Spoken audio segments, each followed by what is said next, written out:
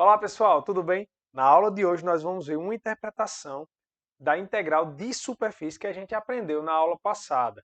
Além disso, vamos ver em outros locais que ela pode aparecer quando a gente vai aplicar ela à física. Então, se você quer ver onde é que ela surge, como é que a gente vai utilizar, né? E por que que a gente estuda integral de superfície, né? Ou pelo menos um dos motivos, fica comigo até o final dessa aula. Roda a vinheta. I never made it, but I know what it takes. I'm motivated by a mix of emotion. Got my statement, and I'm reading it slow so I can. Eu sou o professor Adriano Medeiros e você está no canal Bote Fé na Matemática. Então, olha só, pessoal. Primeiro caso, né, vamos entender uma interpretação aqui, que é o seguinte, ó, é no caso em que a função que a gente quer integrar, ela representa uma densidade superficial.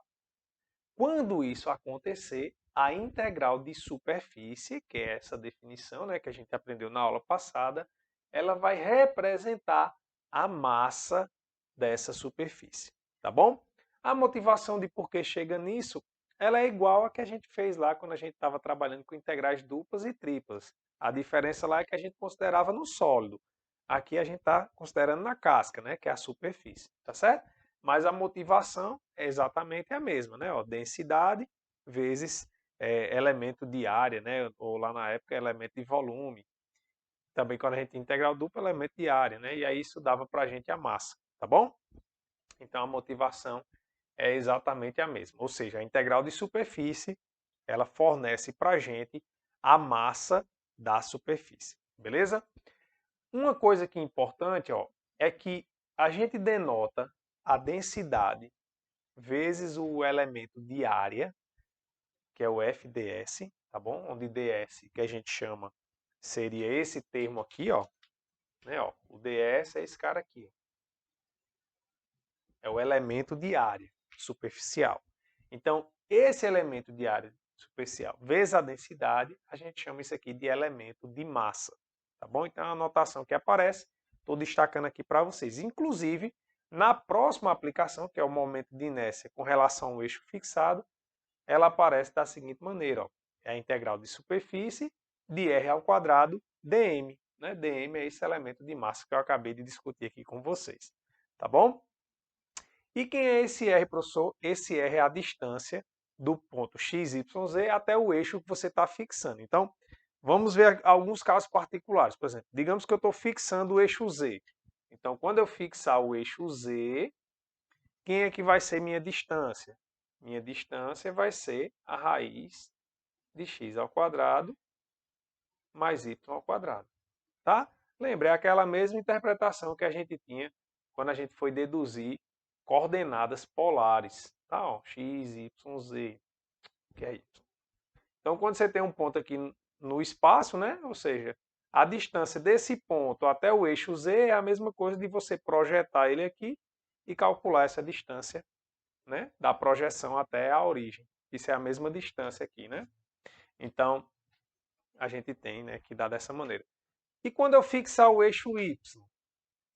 Bem, quando eu fixar o eixo y, a situação se repete aqui. A diferença, ó, é que eu vou trocar aqui y por z. Então vai ficar x quadrado mais z ao quadrado.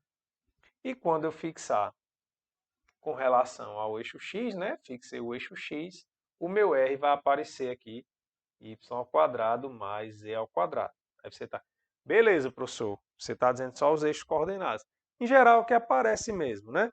Mas, professor, e se não for os eixos coordenados? Se for uma reta lá qualquer que for fixada? Aí você tem que lembrar, né, lá que a gente aprendeu no cálculo vetorial, da distância, né, de um ponto até uma reta. Pronto, é essa a distância que vai aparecer. Esse é o valor de R. É a distância de um ponto ao eixo, ou seja, de um ponto a uma reta que está fixada lá.